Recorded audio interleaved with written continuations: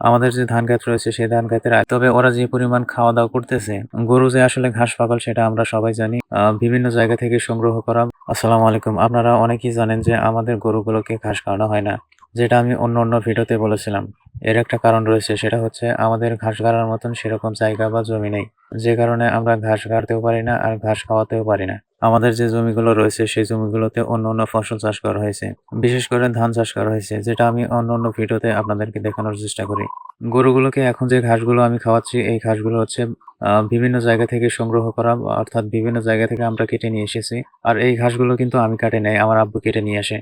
আমাদের যে ধান ক্ষেত রয়েছে সেই ধান ক্ষেতের আল দিয়ে এই ঘাসগুলো হয়েছিল, আর আমার আব্বু সেখান থেকে এই ঘাসগুলো কেটে নিয়ে এসেছে। গরু যে আসলে ঘাস পাগল সেটা আমরা সবাই জানি, এটা আসলে নতুন করে বলার কিছু নেই।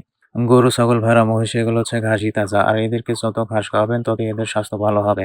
আর যখন এদের স্বাস্থ্য ভালো থাকবে তখন এদের রোগ প্রতিরোধ ক্ষমতা বৃদ্ধি পাবে। গরুগুলো ঘাস পেয়ে যে পরিমাণ খুশি হয়েছে, আসলে তারা মনের ভাব প্রকাশ করতে পারে না, তাই আমরা বুঝতে পারি না। তবে ওরা যে পরিমাণ খাওয়া দাওয়া করতেছে, মানে কি যে একটা পাইছে সেটা আসলে বলার বাহিরে। যাই হোক, সবাই আমার জন্য দোয়া করবেন, আল্লাহ যেন একটা ঘাস গাড়ার মতন ব্যবস্থা করে দেন।